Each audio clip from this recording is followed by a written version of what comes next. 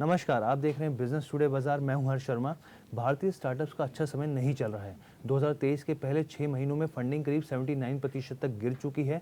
यहां तक कि स्टार्टअप की ग्रोथ भी धीमी हो गई है। ऐसे में सेक्टर को बारीकी से समझने की ज़रूरत है कि स्टार्टअप की दुनिया में सूखा आखिर क्यों है और ये कब तक जारी रहेगा। इस पर बात करने के लिए हमारे साथ सुबोध वाजपेयी हैं, जो कि वेंचर कैपिटलिस्ट हैं और साथ ही इन्हें फंडिंग गुरु के नाम से भी जाना जाता है। सुबोध जी, बहुत बहुत स्वागत है आपका बिजनेस टुडे बाजार पर। Thank you, thank you, thank you so much. मेरा सबसे पहला सवाल आपसे ये रहेगा कि वेंचर इंटेलिजेंस की एक रिपोर्ट आई है, उसके हिसाब से अगर हम बात करें तो पिछले साल की बात करें, जो शुरुआती पिछले साल के 6 महीने थे, उसमें स्टार्टअप जगत में करीब 727 डील्स हुई थी, जबकि इस साल की शुरुआती 6 महीने में महज 293 डील्स हुई हैं। आखिर ये सूखा क्यों है?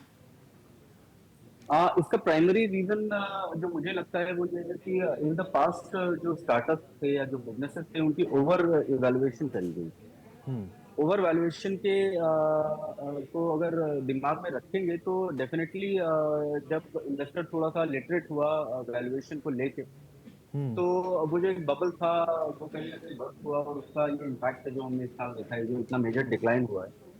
तो एक तरीके से देखा जाए तो ये इन्वेस्टर की नजर में बहुत अच्छा चीज भी है कि the investor is now getting very much, बहुत ज्यादा समझदार हो गया है वो वैल्यूएशन रिपोर्ट को लेके, और कंपनी की एग्जैक्ट वैल्यूएशन क्या होती है, और कभी कभी उस वैल्यूएशन को मैनिपुलेट भी किया जाता है। तो कहीं ना कहीं ये एक जागरूकता बढ़ी है जिस वजह से ये डिक्लाइन हुआ है, और ये डिक्लाइन हमारी इकोनॉमी को कहीं ना कहीं जरूर बूस्ट करेगा, बिकॉज अब जो भी होगा कोई बबल बस्ट नहीं होगा।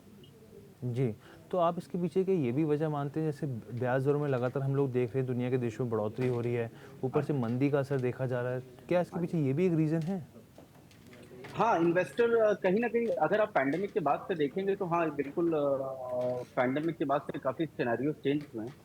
और अगर सिर्फ इंडिया नहीं, अगर इंटरनेशनल मार्केट को अगर हम स्टडी करें, बड़े बड़े जायंट्स हैं, मैं नाम नहीं लूंगा, बट हाँ कहीं ना कहीं हर इंडस्ट्री पैंडेमिक के बाद सफर हुई है, और उसको कोप अप करना काफी मुश्किल हुआ है। उसमें बहुत सारे फैक्टर्स हैं जो कि आए।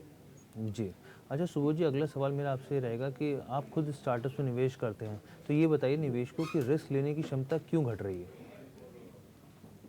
हाँ, निवेशकों की रिस्क लेने की क्षमता जो है वो लगातार अब एक बहुत ज्यादा गिरावट आ रही है। जहाँ पे अगर एक माने कि अगर 2019 में या 20 में या 18 प्री पैंडेमिक बात करें, तो अगर कोई इन्वेस्टर 100 रुपए लगाना चाहता था तो आज के डेट में वो सिर्फ 20 रुपए लगाना चाह रहा है। उसके पीछे जी। सबसे बड़ा कारण जो है वो ये है कि अगर हम इन द पास्ट देखें, एक इंडियन के स्टार्टअप थे, होटल इंडस्ट्री के थे, या अगर हम एडटेक की बात करें, तो कहीं ना कहीं एक जो बबल था, जो अगेन मैं वैल्यूएशन का बोलूंगा कि ओवर वैल्यूएशन था। और इन्वेस्टर जो था इससे पहले एक्सपेंशन पे ज्यादा फोकस करता था, रादर देन आज की डेट में प्रॉफिटेबिलिटी पे फोकस बढ़ता जा रहा है। तो जब प्रॉफिटेबिलिटी पे फोकस बढ़ता है इन्वेस्टर का, जो उस पे नजर रहती है, तो डेफिनेटली वो ज्यादा पैरामीटर्स पे चेक करते हैं बिजनेस को। तो जब ज्यादा पैरामीटर्स और ज्यादा स्क्रूटनी होती है तो डेफिनेटली इन्वेस्टमेंट बहुत कैलकुलेटिव हो जाती है। तो रिस्क अभी भी ठीक। ले रहा है इन्वेस्टर, बट बहुत ही कैलकुलेटिव रिस्क ले रहा है। बहुत कैलकुलेटिव रिस्क ले रहा है जी। यस, अच्छा यस, मुझे ये विच इज अ बताइए वेरी कि गुड थिंग ऑल्सो। हाँ, बिल्कुल, क्योंकि हम लोग लंबे समय से देखते हैं कि प्रॉफ़िटेबिलिटी के ऊपर जो स्टार्टअप्स थे वो कम भागते थे और हम लोग हाँ जी, ज़्यादा देखते थे कि वैल्यूएशन बार-बार इन्वेस्टमेंट के ज़रिए ऑब्वियस सी हाँ बात है जी, कि वैल्यूएशन बढ़ता था हाँ जी, कंपनी का। जी, तो वो चीज़ जी, देखने को मिली। अच्छा मुझे ये बताइए कि इंडियन स्टार्टअप इकोसिस्टम अभी हम लोग देख रहे हैं कि दुनिया में तीसरे नंबर पर है। इसमें पिछले हाँ जी, 9 महीने में कोई भी बड़ा नाम नहीं जुड़ा है। ऊपर से अब तो हाँ स्टार्टअप्स जी, के खास तौर पर टेक्नोलॉजी बिल्कुल, स्टार्टअप्स की अगर बात की जाए, बिल्कुल, तो वैल्यूएशन भी घटने लगी है। तो जी, क्या ये शुरुआत है एक बबल, मतलब इसको देखा जाए बबल के तौर पे, या फिर जो बिना प्रॉफिटेबिलिटी के थे वो इस उनको सीधा असर पड़ रहा है इस पर? एग्जैक्टली, एग्जैक्टली, एग्जैक्टली, ये एक तरीके का फिल्टरेशन हो रहा है। और अच्छा। टेक्नोलॉजी के साथ साथ हम एडटेक की भी बात करेंगे। जी। जो एजुकेशन में काफी बड़े बड़े स्टार्टअप्स आए, और मैंने भी इंडिविजुअली काफी को कंसल्ट किया। हुँ। तो उनमें जो चीजें मुझे पर्सनली समझ में आई वो यही थी कि एक्सपेंशन पे ज्यादा फोकस हो रहा था रादर देन जी। प्रॉफिटेबिलिटी और द कोर बिजनेस। हुँ। जैसे टेक्नोलॉजी या एडटेक का बात करें, तो टेक्नोलॉजी एक बिजनेस की मेन जरूरत है फ्यूचर में। आज से 10 साल बाद क्या होगा, आज से 50 साल बाद क्या होगा, आज से 30 साल की जरूरतों को जो केटर करेगा वही बिजनेस वो होगा। तो जितने जी। भी टेक बिजनेसेस थे वो बहुत ही प्राइमरी नीड को केटर कर रहे थे सोसाइटी की। तो अब क्या है कि अब एक बड़े विजन को दिमाग में रखते हुए जब सारी चीजें हर बिजनेस कर रहा है, तो वो एक बबल जो था वो एक अच्छे के लिए ब्रेक हुआ है। उससे अच्छा, इकोनॉमी को फायदा ही होगा, बिकॉज इन्वेस्टर का मनी अभी सॉलिड सेफ है।